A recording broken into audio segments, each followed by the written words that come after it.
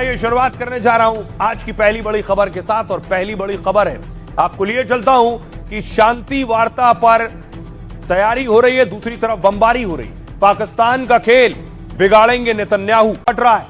यह तस्वीर आप देख रहे हैं, एक तरफ बातचीत की तैयारी, दूसरी तरफ इजराइल ने लेबनान पर हमला कर दिया।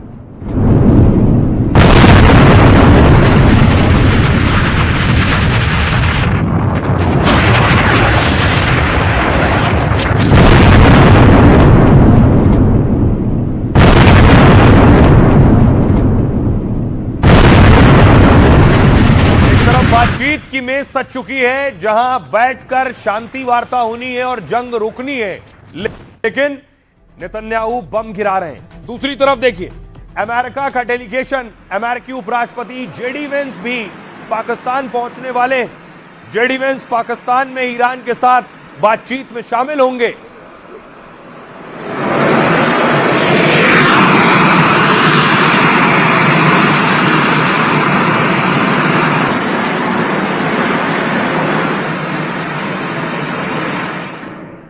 लेकिन बातचीत आगे बढ़ रही है। अब हिजबुल्लाह ने इजराइल पर रॉकेट दाग दिया है। एक तरफ जंग चल रही है, दूसरी तरफ बातचीत।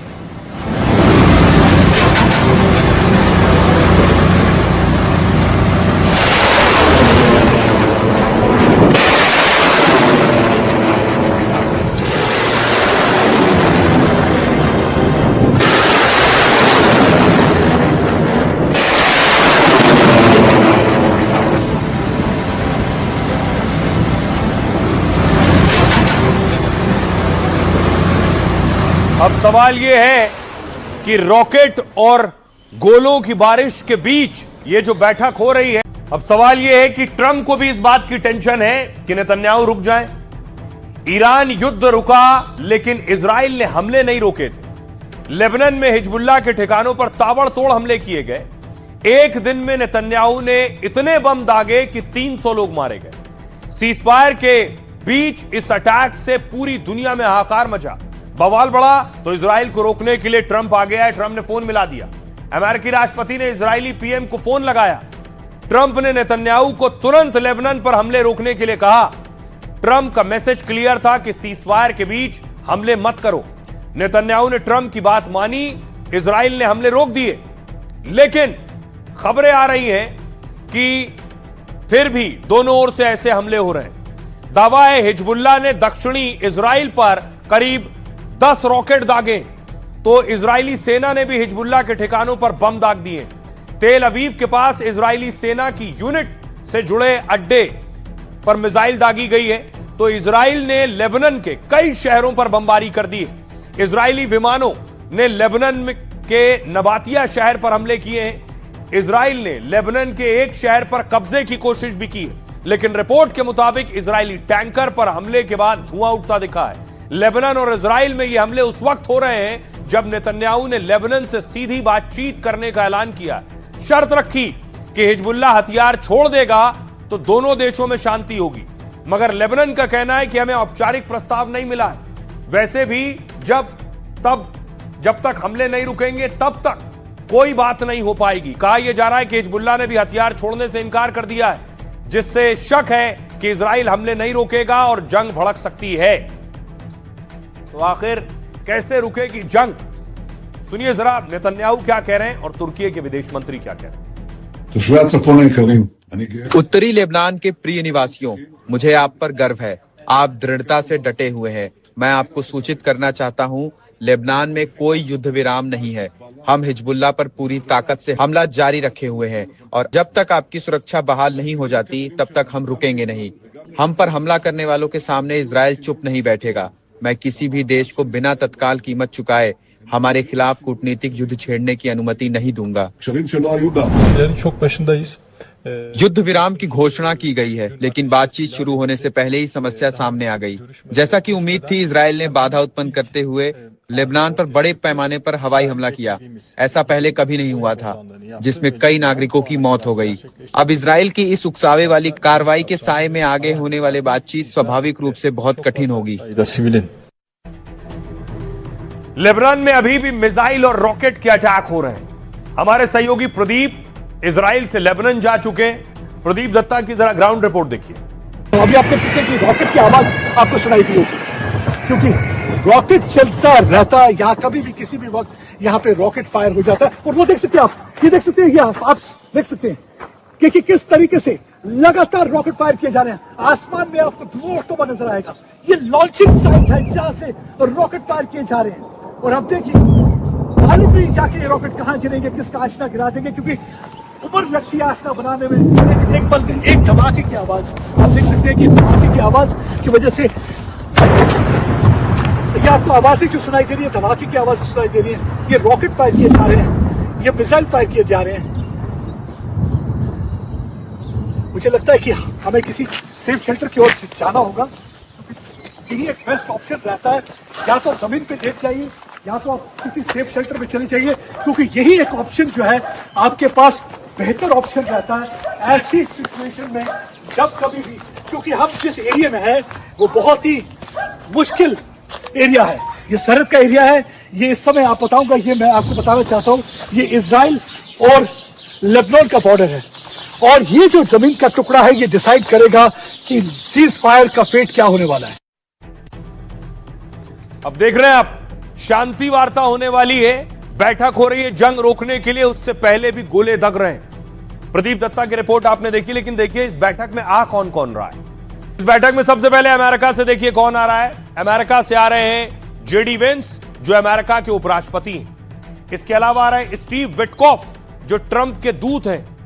स्टीव विटकॉफ के अलावा अमेरिका से आ रहे हैं जेरेड कुशनर, ट्रंप के दामाद हैं और ट्रंप की बहुत सी डील में शामिल रहते हैं, शांति दूत है ट्रंप के, समझ लीजिए। एक और है जो एडमिरल ब्रेट कूपर है, अमेरिकी सेंट्रल कमांड के चीफ हैं। ये अमेरिका से आने वाले लोग हैं जो बातचीत करेंगे। ईरान से कौन कौन आ रहा है? ईरान से आ रहे हैं मोहम्मद बागेर गालिबफ, जो उनकी संसद के अध्यक्ष हैं। इसके अलावा अब्बास अराक्ची, ईरानी विदेश मंत्री आ रहे हैं। साथ ही तीसरा चेहरा जो है वो ईरान के उप विदेश मंत्री आ रहे हैं, मजीद तख्त रवांची नाम है इनका। लेकिन पाकिस्तान के नेता भी इस बैठक में शांति वार्ता में मौजूद होंगे। कौन कौन? प्रधानमंत्री शहबाज शरीफ होंगे इस बैठक में। सेना प्रमुख असीम मुनीर भी बैठक में बैठेंगे, अफगानिस्तान संभल नहीं रहा है। इशाक डार विदेश मंत्री भी होंगे और आईएसआई चीफ असीम मलिक भी होंगे। ये यानी ईरान, अमेरिका और पाकिस्तान का डेलीगेशन बैठेगा इस बैठक में और बातचीत करेगा। अमेरिका का जो डेलीगेशन है वो पाकिस्तान पहुंचने वाला है फ्लाइट से। दूसरी तरफ मैं आपको दिखाऊं, ईरानी डेलीगेशन जो है उसका रूट क्या है आने का, वो सड़क के रास्ते आएगा ऐसा बताया जा रहा है। ईरान से ये जो रास्ता आप देख रहे हैं, ईरान से और पाकिस्तान का बॉर्डर मिलता है। ईरान से बलूचिस्तान होता हुआ और फिर इस रूट से इस्लामाबाद तक जाएगा। यह है ईरानी प्रतिनिधि मंडल का आने का रास्ता। बाय रोड आ रहे हैं, सुरक्षा कारण है या दूसरे वजह है, ये अलग बात है। लेकिन बड़ी बात यह है कि कल ये बैठक होने वाली है और पाकिस्तान के इस्लामाबाद में बैठक होगी। सुनिए जरा अमेरिका के व्हाइट हाउस की प्रवक्ता क्या कुछ कह रही हैं और ईरान के उप विदेश मंत्री क्या कह रहे हैं। राष्ट्रपति ट्रंप और उनकी टीम ने ये तय किया कि संशोधित योजना बातचीत के लिए एक व्यवहारिक आधार है और इसे हमारे अपने 15 सूत्रीय प्रस्ताव के हिसाब से बनाया जा सकता है। राष्ट्रपति की तय शर्तें यानी ईरान में यूरेनियम संवर्धन का अंत होना है, ये नहीं बदलेगी। और ये सोचना कि राष्ट्रपति ट्रंप कभी भी ईरान की इच्छाओं की सूची को समझौते के रूप में स्वीकार करेंगे, पूरी तरह से बेतुका है। राष्ट्रपति केवल वही समझौता करेंगे जो अमेरिका के सर्वोत्तम हित में हो और वो और उनकी बातचीत करने वाली टीम अगले 2 हफ्तों तक इस कोशिश पर ध्यान केंद्रित करेंगे। जब तक कि हॉर्मुज स्ट्रेट बिना किसी प्रतिबंध या देरी के खुला रहता है, ये अत्यंत संवेदनशील और जटिल बातचीत अगले 2 हफ्तों के दौरान बंद दरवाजों के पीछे होंगी। ये सहमति बनी है कि ईरान की 10 सूत्रीय योजना वार्ता का आधार होगी। ईरान हमेशा कूटनीति और संवाद का स्वागत करता है, लेकिन भ्रामक जानकारी पर आधारित और ईरान के खिलाफ नए सिरे से सैन्य आक्रमण का मार्ग प्रशस्त करने वाले संवाद का नहीं। हम ऐसा युद्ध विराम नहीं चाहते जो आक्रमणकारी दुश्मन को फिर से हथियार बंद होने और नया आक्रमण शुरू करने की अनुमति दे। हमने अपने दोस्तों को स्पष्ट रूप से बता दिया है कि बिना गारंटी के ऐसी स्थिति दोबारा नहीं होगी। अब सवाल यह है कि इजराइल और लेबनान की जंग चल रही है, पाकिस्तान में बात होने वाली, ये बात कामयाब कैसे होगी? देखिए, ये हमला हुआ है, इजरायली हमला, लेबनान के बेरूत में उसके बाद चारों तरफ तबाही का मंजर आप देख रहे हैं। मलबा पसरा हुआ है, आग लगी हुई है।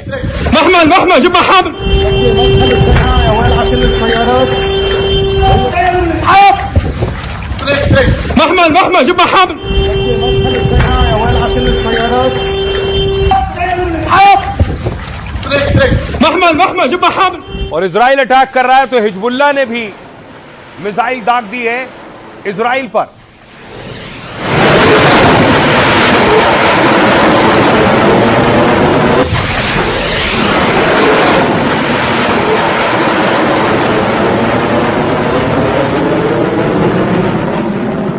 और इस हमले के बाद देखिए जरा, इजराइल में सायरन बज रहे हैं। ये इजराइल का बेन गुरियन एयरपोर्ट है जहां सायरन गूंज रहे हैं।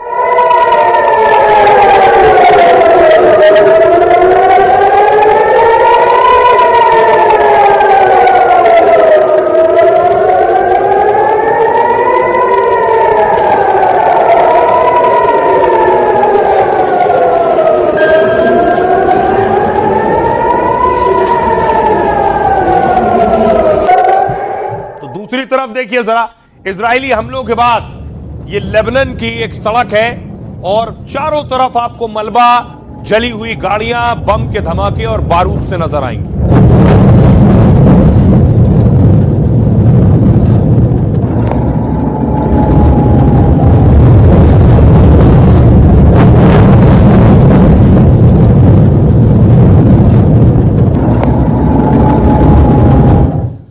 बेरूत में तबाही का आलम क्या है। ये इमारत की हालत देखिए, लोग घरों को छोड़कर जा रहे हैं, अपना सामान लेकर इन इलाकों से अलग जा रहे हैं। सवाल यह है, क्या यह मीटिंग डिरेल हो जाएगी? जिस मीटिंग में अमेरिका और ईरान होगा और शहबाज शरीफ अंपायर की भूमिका में होंगे, दोनों तरफ देख रहे होंगे। पाकिस्तान ने ईरान अमेरिका की बैठक के लिए तैयारियां तो सब कर ली, लेकिन दोनों ही मेजबानों ने शाहबाज मुनीर को आंखें दिखा दी हैं। अपनी शर्तों के साथ ट्रंप ने अमेरिका से अपनी टीम भेज दी है। उपराष्ट्रपति जेडी वेंस के नेतृत्व में अमेरिकी प्रतिनिधिमंडल रवाना हो गया, मगर ईरान ने तो पाकिस्तान को खून के आंसू रुला दिए, क्योंकि ईरान ने पहले बैठक में आने की बात कही, फिर इनकार किया। अब कहा जा रहा है कि बड़ी मुश्किल से उसने आने की हामी भरी है, लेकिन शर्त रखी है कि लेबनान में हमले नहीं रुके तो बात करने का मतलब नहीं है। यानी सीधे तौर पर पाकिस्तान के जरिए अमेरिका को संदेश है, ताकि इजराइल हमले रोकेगा तो ही सीजफायर पर चर्चा होगी। दावा है कि ईरान का प्रतिनिधिमंडल हवाई रास्ते से नहीं आएगा, बल्कि ईरान के नेता बॉर्डर से सड़क के रास्ते पाक में दाखिल हो सकते हैं। वहां से पाक अफसर उन्हें बलूचिस्तान से इस्लामाबाद ले जा सकते हैं, जहां अमेरिका और पाक नेताओं के साथ ईरान की बैठक होगी, जिसमें परमाणु प्रोग्राम, मिसाइल, हॉर्मुज समेत कई मुद्दों पर बात होगी। लेकिन ईरान और अमेरिका को बातचीत की टेबल पर बनाए रखना बड़ी चुनौती है। अगर दोनों अपनी शर्तों पर अड़े रहे तो पाकिस्तान की बहुत बेइज्जती होगी। मतलब शाहबाज मुनीर के लिए यह बैठक मिशन इम्पॉसिबल की तरह है, जिसके सफल होने के कम और नाकाम होने के ज्यादा चांसेस हैं।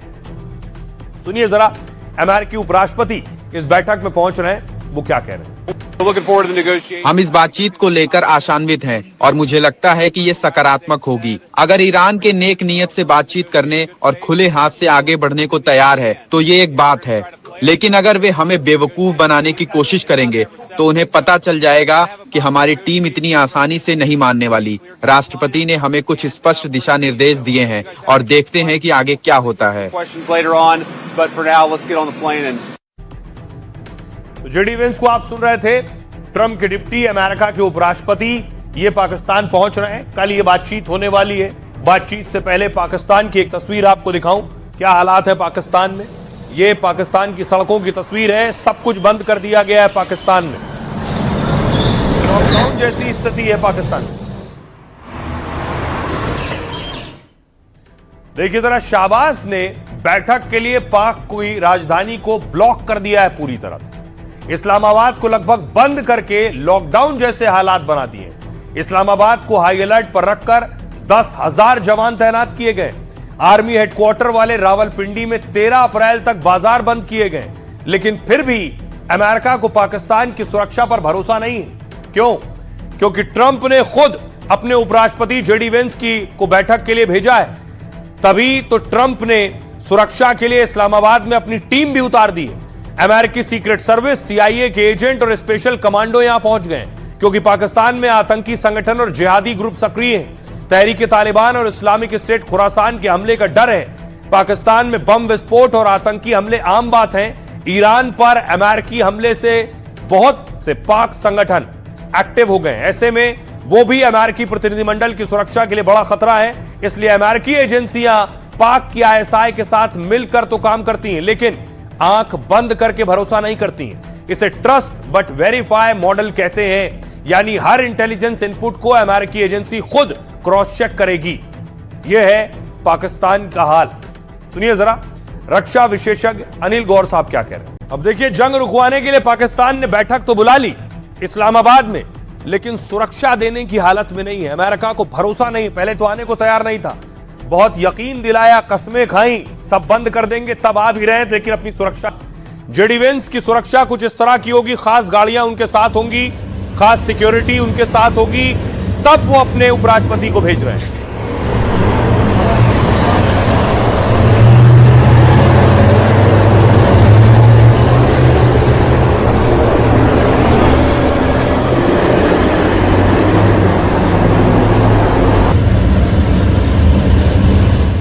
देखिए जरा कैसी होगी पाकिस्तान में अमेरिका की सुरक्षा। जेडी वेंस, अमेरिकी उपराष्ट्रपति जेडी वेंस का यह प्लेन उड़ता हुआ किला है, इसी से पाकिस्तान आ रहे हैं। इसमें आधुनिक सुविधाएं हैं और हर हमले से निपटने की ताकत है। 155 फीट लंबे विमान में हर परिस्थिति में संपर्क करने की क्षमता है। एयरफोर्स 2 विमान की लैंडिंग से पहले पाक एयरपोर्ट सील रहेगा। यह उनकी गाड़ी। अमेरिका अपने उपराष्ट्रपति के लिए पाक की कारों पर भरोसा नहीं करेगा, इसलिए कहा यह जा रहा है कि जेडी वेंस के लिए हाईटेक कारें भी अमेरिका से आई हैं, क्योंकि अमेरिकी उपराष्ट्रपति की कार कोई सामान्य वाहन नहीं होती, बल्कि यह एक तरह का मोबाइल सिक्योरिटी कमांड सेंटर होती है। यह कार बुलेट प्रूफ होती है, यानी गोलियों और बम से भी सुरक्षित रहती है। वेंस के काफिले में करीब 20 से 40 कारें होंगी जो अभेद्य किले की तरह चलेंगी। सिर्फ एक कार नहीं होगी।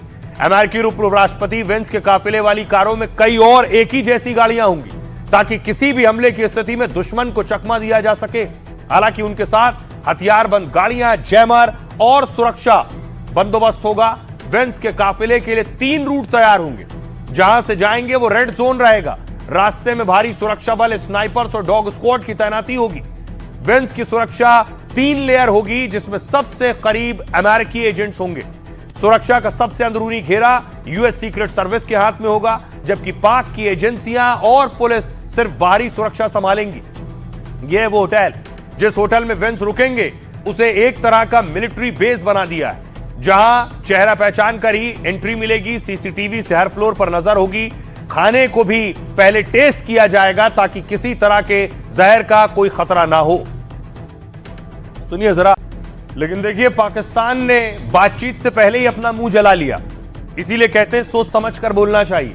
क्या किया शाहबाज के एक बहुत करीबी मंत्री ने, नेतन्याहू को कैंसर कह दिया इजराइल को।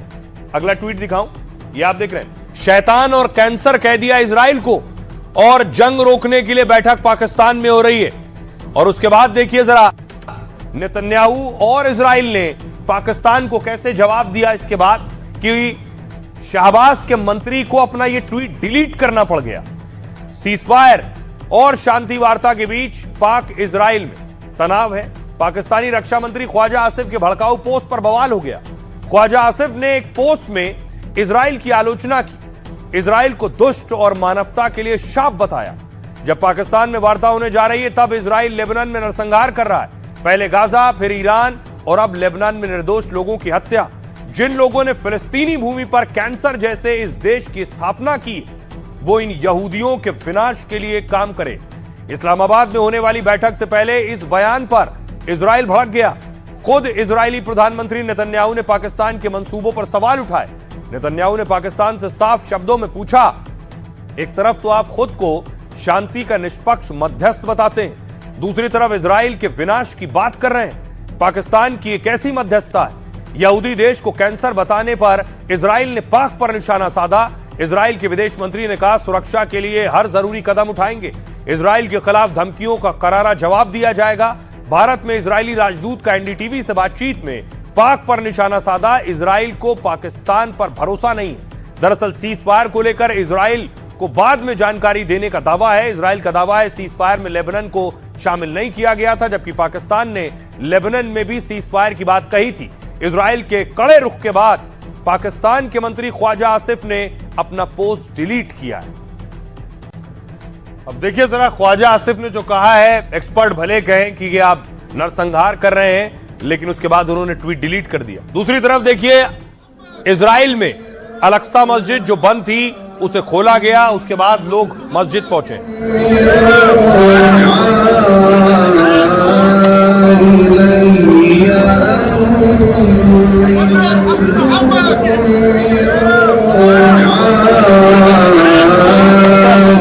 जितने दिन जंग चल रही थी उस दौरान अल-अक्सा मस्जिद बंद कर दी गई थी, उसके बाद अब वो मस्जिद खोली गई।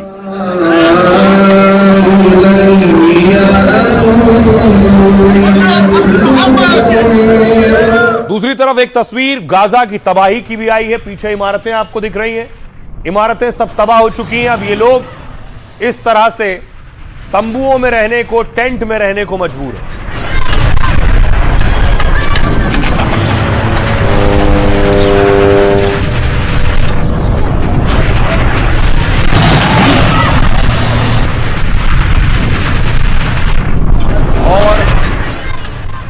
इसी के लिए ख्वाजा आसिफ सवाल उठा रहे थे इजराइल पर, और विरोधी इसीलिए कहते हैं कि इजराइल का ग्रेटर इजराइल बनाने का प्लान है, यानी इजराइल का विस्तार कई देशों को जोड़कर।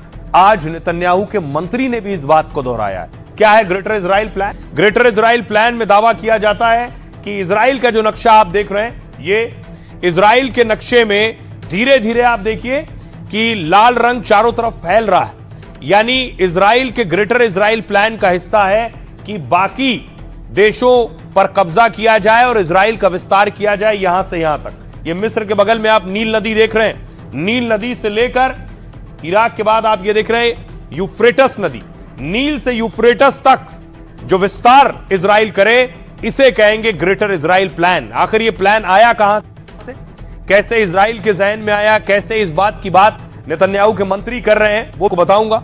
लेकिन देखिए यह है greater Israel plan. Greater Israel यानी यहूदियों का एक बड़ा देश जो इजराइल और उसके आसपास के देशों से मिलकर बना हो, जो मिस्र में नील नदी से इराक में यूफ्रेटस नदी तक हो, और साथ ही यूफ्रेटस नदी तक फैला हो, और जिसमें फिलिस्तीन, लेबनान, जॉर्डन के साथ साथ सीरिया, इराक, मिस्र और सऊदी अरब के बड़े हिस्से शामिल हो।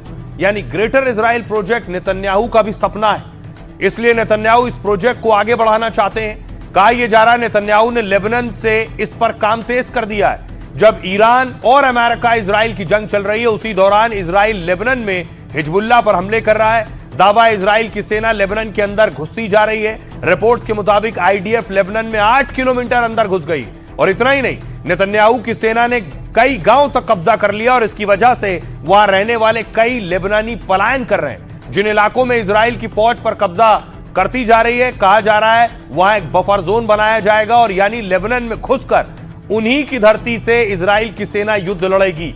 पहले ही सिनाई, वेस्ट बैंक, गाजा के कई इलाकों पर कब्जा हो चुका है। अब लेबनान की धरती कब्जा कर इजराइल को वो प्रोजेक्ट पूरा करना है, जिसका जिक्र हिब्रू बाइबल में यहूदियों की भूमि के नाम से 19वीं सदी में यहूदी विद्वान थियोडोर हर्जल ने इस विचार को रखा था, और 1967 के बाद से इजराइल में ग्रेटर इजराइल प्रोजेक्ट खूब लोकप्रिय भी है। लंबे वक्त से इजराइल में यही धारणा और मांग रही है, क्योंकि इजराइल इसे बाइबल के अनुसार मानते हैं इजरायली। सुनिए जरा, इजराइल में नेतन्याहू के मंत्री ने ग्रेटर इजराइल की बात को दोहराया है, क्या कह रहे हैं? सभी क्षेत्रों में शानदार उपलब्धि हासिल की है। ये सचमुच ईश्वर की कृपा है। हमारी सेनाओं और उनकी सभी शाखाओं, कमांडरों और सैनिकों ने असाधारण काम किया है। हमारे पास महत्वपूर्ण उपलब्धियों के साथ एक सशक्त सैन्य बल है, साथ ही एक निर्णायक राजनीतिक चरण है जो देश के विभाजन और मध्य भाग में आतंक का राज स्थापित करने के विचार को खारिज करता है। गाजा में जो परिणाम सामने आए हैं, उन्हें पूरा करने वाला एक राजनीतिक पहलू होगा जो हमारी सीमाओं का विस्तार करेगा। लेबनान में एक राजनीतिक पहलू होगा जो हमारी सीमाओं को लिटानी नदी तक रक्षा योग्य रेखाओं के भीतर विस्तारित करेगा। सीरिया में भी एक राजनीतिक आयाम होगा, माउंट हार्मोन में और कम से कम बफर जोन के भीतर। खास बात यह है कि ये केवल कागजों पर या कैबिनेट के फैसलों तक सीमित नहीं रहते। पूर्ण साझेदारी के माध्यम से ये सड़कें अस्थायी आवास, स्थायी घर, परिवार और बच्चे बन जाते हैं। तो आप नेतन्याहू के मंत्री को सुन रहे थे जो बता रहे थे कि कैसे इजराइल का विस्तार होना है। दूसरी तरफ ईरान भारत का शुक्रिया अदा कर रहा है क्योंकि जंग के दौरान भारत से बहुत सा पैसा, सोना चांदी और लोगों ने दान किया है अपनी बेशकीमती चीजें।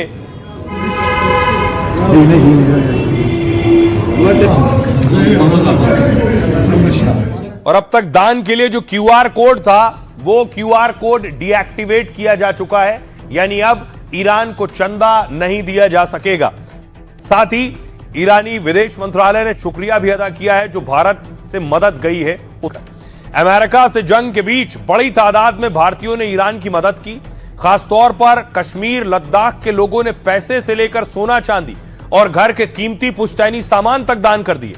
कई बच्चों ने तो अपने जमा किए पैसों की गुल्लक तक मदद में सौंप दी। एक रिपोर्ट के मुताबिक करीब 600 करोड़ रुपए ईरान के लिए जुटाए गए। इसके लिए दान में मिले सामान की नीलामी का भी अभियान चलाया गया। ऐसा ही एक नीलामी के दौरान 10 रुपए का अंडा 25,000 रुपए में बिका, जबकि एक मुर्गे की नीलामी 1,25,000 रुपए में की गई। भारत में ईरानी दूतावास की तरफ से एक क्यूआर कोड भी जारी हुआ था जिससे भारतीयों ने डायरेक्ट दूतावास को पैसा भेजकर ईरान की मदद की। अब इसी क्यूआर कोड से पैसा भेजने की सुविधा बंद कर दी गई है। इसकी जानकारी खुद भारत में मौजूद ईरानी दूतावास की तरफ से जारी की गई। दूतावास ने कहा कि भारतीयों का यह सहयोग सराहनीय है और इसके लिए शुक्रिया। हम सूचित कर रहे हैं कि जो बैंक खाते आर्थिक सहायता के लिए बनाए गए थे उन्हें बंद कर दिया गया है, इसलिए अनुरोध है कि किसी अन्य खाते में पैसे ना भेजें, उन्हें बंद कर दिया गया है।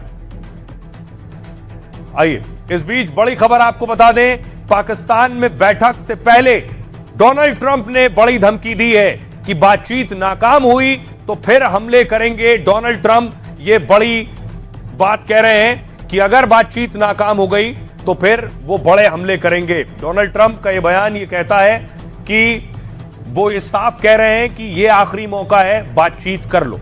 सुनिए जरा क्या कुछ कह रहे हैं इजरायली लीडर। इजरायली सेना जंग के मैदान में है, हमारे लिए सीज फायर नहीं है, हम लेबनान में जंग लड़ रहे हैं। ईरान में हमारा सीज फायर है, लेकिन हम कभी भी जंग में लौट सकते हैं और पूरी ताकत के साथ लेबनान में हम लगातार हमले कर रहे हैं। President Trump and the team Lebanon cease fire का हिस्सा नहीं है, ये इसमें शामिल सभी देशों को बता दिया गया है। align it with our own. अब आपको बताऊं दूसरी तरफ देखिए, दूसरी तरफ अमेरिका का, बेशक ट्रंप ये बात कह रहे हो, लेकिन अमेरिका का एक ड्रोन गायब हो गया है।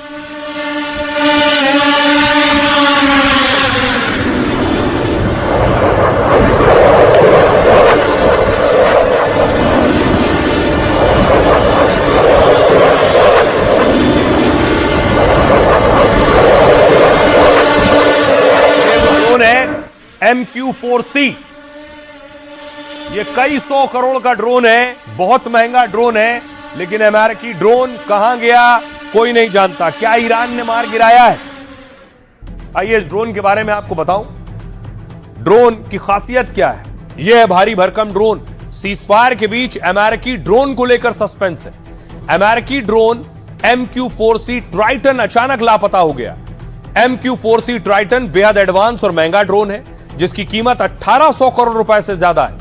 हॉर्मूज के ऊपर उड़ने के दौरान गायब होने पर सवाल उठ रहे हैं। ड्रोन ने करीब 3 घंटे तक फारस की खाड़ी और हॉर्मूज की निगरानी की है। इसके बाद इटली के सिगोनेला बेस की तरफ लौट रहा था ये, तभी ड्रोन ने अचानक अपना रास्ता ईरान की तरफ मोड़ा। इस दौरान उसने 7700 कोड भी भेजा है। यह कोड एक सामान्य इमरजेंसी का संकेत है और इसके बाद ड्रोन तेजी से नीचे उतरने लगा है। कुछ देर में ड्रोन रडार से गायब हो गया है। अब तक यह साफ नहीं है कि ड्रोन दुर्घटनाग्रस्त हुआ है या फिर उसे मार गिराया गया है। सीजफायर के बीच ड्रोन के लापता होने से सवाल उठ रहे हैं क्योंकि सीजफायर हो गया तो कोई एक दूसरे पर मिसाइल नहीं दाग रहा। उस बीच अमेरिका का ड्रोन गायब हुआ। सवाल यह, क्या ईरान ने अमेरिकी ड्रोन मार गिराया है? यह ड्रोन लंबे समय तक आसमान में रह सकता है, साथ ही यह बड़े इलाके की निगरानी कर सकता है। इसकी कीमत लगभग 1800 करोड़ रुपए। सुनिए जरा अमेरिकी पूर्व विदेश मंत्री क्या कह रहे हैं। Yes, he wanted us. Netanyahu चाहते थे कि अमेरिका ईरान पर हमला करे, इसलिए वो तब राष्ट्रपति ओबामा के पास गए। उन्होंने एक प्रस्ताव रखा और हमले की अनुमति मांगी। राष्ट्रपति ओबामा ने इनकार कर दिया, राष्ट्रपति बाइडेन ने इनकार कर दिया, राष्ट्रपति बुश ने भी इनकार कर दिया। जाहिर है एकमात्र राष्ट्रपति जिन्होंने इस पर सहमति जताई है वे है राष्ट्रपति Trump. Who has agreed to this, obviously, is President Trump. अब देखिए जिस दौर में जंगें रुक रही हैं, चाहे वो ईरान और इजराइल की हो, इजराइल और लेबनान की जंग रोकने की बात हो रही है, तो एक और जंग है जो रुकना जरूरी है, वो है रूस और यूक्रेन के बीच सालों से जारी जंग।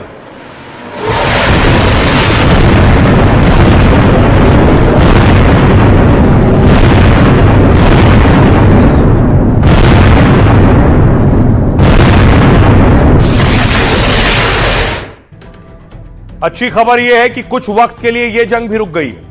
दुनिया भर के देशों में हो रही जंग अब धीरे धीरे रुक रही है। अभी अमेरिका ईरान के बीच 2 हफ्ते का सीज फायर है। इजराइल लेबनान भी अगले हफ्ते शांति वार्ता करने वाले हैं। चीन ने भी पाक अफगान के बीच मध्यस्थता का दावा किया है और इसी बीच रूस यूक्रेन के बीच चल रही जंग थम गई है। रूसी राष्ट्रपति पुतिन ने खुद युद्ध विराम का ऐलान किया है। हालांकि यह सीज फायर स्थायी नहीं है, केवल 32 घंटों का है। दरअसल यूक्रेनी राष्ट्रपति जेलेंस्की ने जंग रोकने की अपील की थी। ऑर्थोडॉक्स ईस्टर के मौके पर उन्होंने शत्रुता मिटाने की बात कही थी।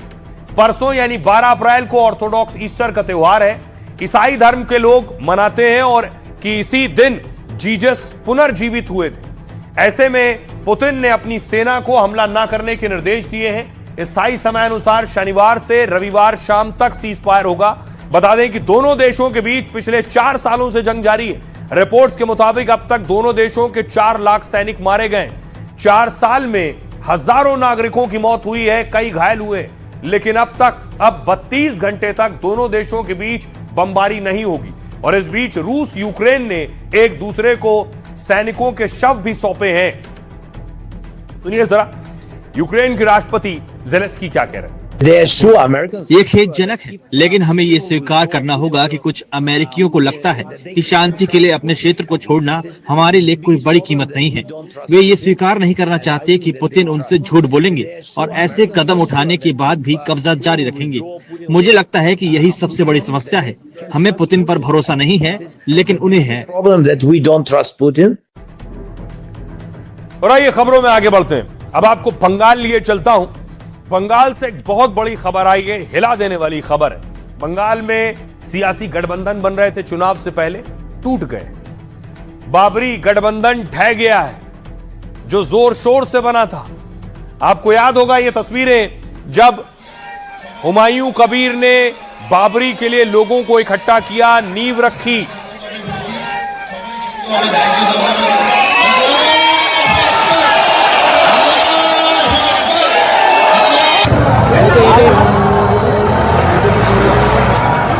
ये हुमायूं कबीर की तस्वीर देख रहे हैं जब वो बाबरी के लिए नींव रख रहे थे। और ये तस्वीरें देखने के बाद कि हुमायूं बाबरी बनाएंगे, असदुद्दीन ने आकर इनसे हाथ मिला लिया। ओवैसी ने गठबंधन कर लिया, मिलकर चुनाव लड़ने वाले थे।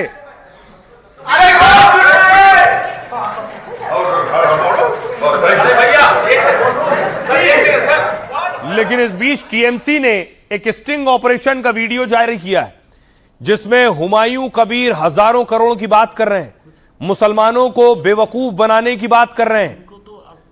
गुंडा करना है ना, इसको आपको आइए अब आपको बताऊं कि आखिर हुमायूं कबीर इसमें क्या बातचीत कर रहे हैं, जिसके बाद असदुद्दीन ओवैसी ने उनके साथ गठबंधन तोड़ दिया है। असदुद्दीन ओवैसी ने हुमायूं कबीर से रिश्ते तोड़ लिए। ओवैसी ने यह फैसला एक वायरल वीडियो के बाद लिया है। इस वीडियो में हुमायूं का स्टिंग ऑपरेशन किया गया। 19 मिनट का वीडियो टीएमसी की ओर से जारी किया गया। दावा किया गया कि हुमायूं बीजेपी नेताओं से चर्चा कर रहे हैं। वीडियो में वो 1000 करोड़ रुपए की डील का जिक्र कर रहे हैं और मुसलमानों को बेवकूफ बनाने की भी बात कर रहे हैं। वीडियो के बाद टीएमसी ने हुमायूं और बीजेपी पर निशाना साधा और हुमायूं कबीर को बीजेपी की सी टीम बताया। हुमायूं ने वीडियो को फेक बताया है और बोले मैं कोर्ट जाऊंगा। उधर बीजेपी ये कह रही है कि हुमायूं और ममता बनर्जी मिले हुए हैं। एमआईएम का कहना है ये पता लग गया कि बंगाल के मुसलमान असुरक्षित हैं। दरअसल हुमायूं कभी टीएमसी के विधायक हुआ करते थे। जब उन्होंने बाबरी मस्जिद बनाने का ऐलान किया तो तृणमूल कांग्रेस ने पार्टी से बाहर का रास्ता दिखा दिया। टीएमसी से अलग होकर उन्होंने अपनी नई पार्टी बना ली। उन्होंने 6 दिसंबर को मुर्शिदाबाद में बाबरी मस्जिद की नींव रख दी। इसमें पूरे बंगाल से करीब 2 लाख लोगों की भीड़ जुटी। चुनाव का ऐलान हुआ तो उन्होंने एमआईएम के साथ गठबंधन कर लिया और 294 में से 118 सीटों पर चुनाव लड़ने का ऐलान भी कर दिया। ओवैसी और हुमायूं साथ मिलकर रैलियां करने वाले थे, लेकिन यह वीडियो असदुद्दीन ओवैसी ने देखा। वीडियो देखते ही गठबंधन तोड़ लिया। सुनिए जरा क्या कुछ कह रहे हैं एमआईएम के नेता, गृह मंत्री अमित शाह और दूसरे सियासतदान। लोग चाहते हैं मुसलमानों को, दलितों को, पिछड़ों को इंसाफ मिले। उसमें मुसलमानों के बारे में जो बात चल रही थी उसका इन्वेस्टिगेशन का मैटर था। हमें लगा कि नहीं, अलायंस से अलग होना चाहिए, क्योंकि हम जिस समाज के लिए लड़ते हैं उसके दिमाग में कोई शक सुबह नहीं रहे, इसलिए हमने अलग हो गया। और इन्वेस्टिगेशन हो, लेट जो सच्चाई है इलेक्शन कमीशन जांच करे, हाई कोर्ट के सिटिंग जज जांच करे इसको।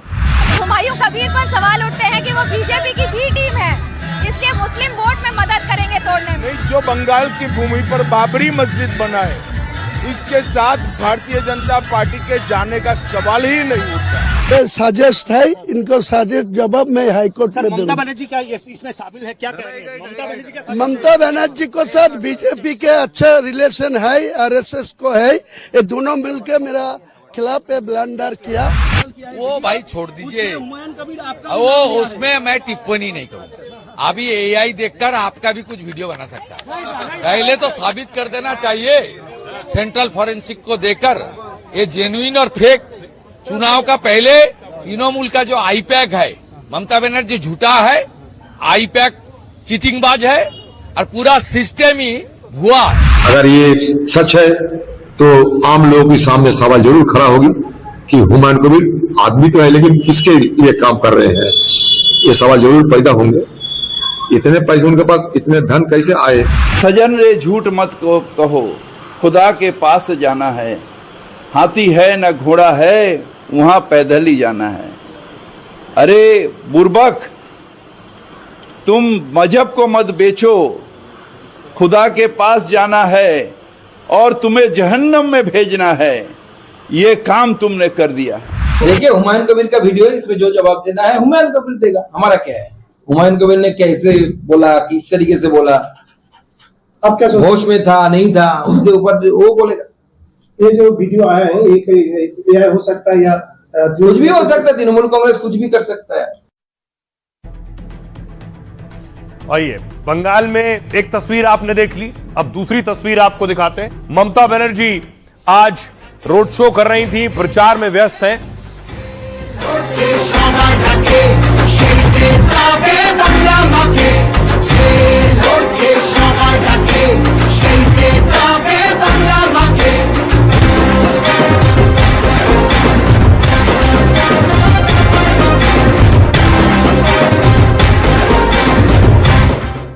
दूसरी तरफ बीजेपी भी पूरी ताकत लगा रही है। गृह मंत्री अमित शाह का आज खड़गपुर में रोड शो हो रहा था।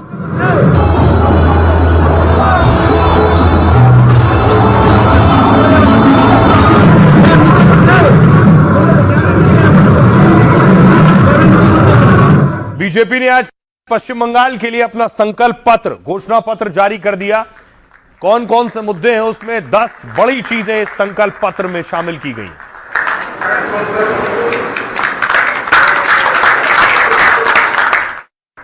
आपको बताऊं कि आखिर बीजेपी के संकल्प पत्र में क्या है बंगाल के लिए। सबसे पहले 6 महीने में यूसीसी यानी कॉमन सिविल कोड बीजेपी लेकर आएगी अगर सत्ता में आई। दूसरे नंबर पर है घुसपैठ पर 0 टॉलरेंस नीति अपनाई जाएगी। गौ माता की तस्करी पर पूरी तरह से रोक लगाई जाएगी। महिलाओं को हर महीने 3,000 रुपए मिलेंगे और बेरोजगार युवाओं को भी हर महीने 3,000 रुपए मिलेंगे। किसानों को 9,000 की वार्षिक सहायता दी जाएगी। 45 दिन में 7वें वेतन आयोग लागू किया जाएगा और नौकरियों में महिलाओं को 33% आरक्षण मिलेगा। महिला सुरक्षा के लिए दुर्गा दस्ता बनाया जाएगा। साथ ही टीएमसी के भ्रष्टाचार के लिए श्वेत पत्र जारी किया जाएगा। ये 10 चीजें इस संकल्प पत्र में है। सुनिए जरा सियासतदानों को। भारतीय जनता पार्टी शासित कई राज्यों ने common civil code, uniform civil code लागू किया है।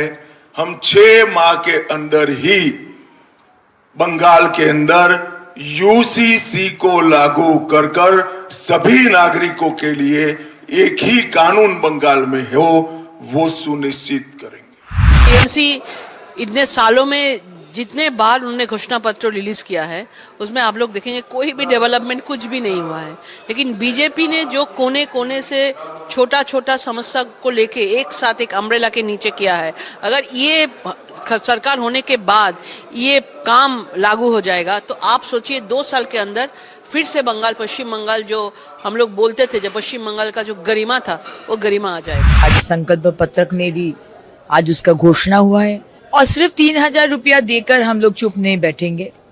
आज छोटा छोटा बिजनेस मुद्रा योजना के द्वारा महिला लोग को दिया जाएगा, जिस तरह मोदी जी बिहार में हर महिला को दिए हैं। बंगाल का मैं आपको अभी से रिजल्ट बता दूं, अभी जो बम्पर वोट पड़े हैं बीजेपी बुरी तरीके से हार रही है। आदरणीय ममता बनर्जी ऐतिहासिक जीत हासिल करने जा रही हैं। बीजेपी की लड़ाई केवल इतनी है कि वो सम्मानजनक हार लें बस। तो आइए खबरों में आगे बढ़ते हैं। आज की एक और खबर है, अब आपको बिहार लिए चलते हैं, बिहार की बात करते हैं। नीतीश की शपथ और अगला सीएम कौन? अब सवाल ये उठ रहे हैं, नीतीश कुमार राज्यसभा आ गए और राज्यसभा में सांसद के तौर पर आज उन्होंने शपथ ली है। भारत की प्रभुता और अखंडता का नमन सर, प्रणाम सर।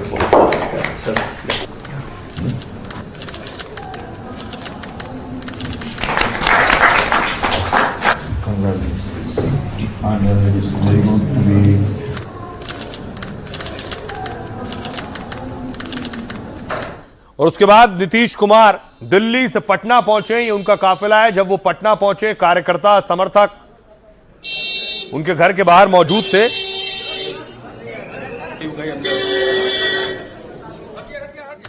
और समर्थक देखिए नारे थे निशांत के लिए। निशांत के समर्थक, नीतीश के समर्थक अब ये चाहते हैं कि निशांत आगे बढ़े।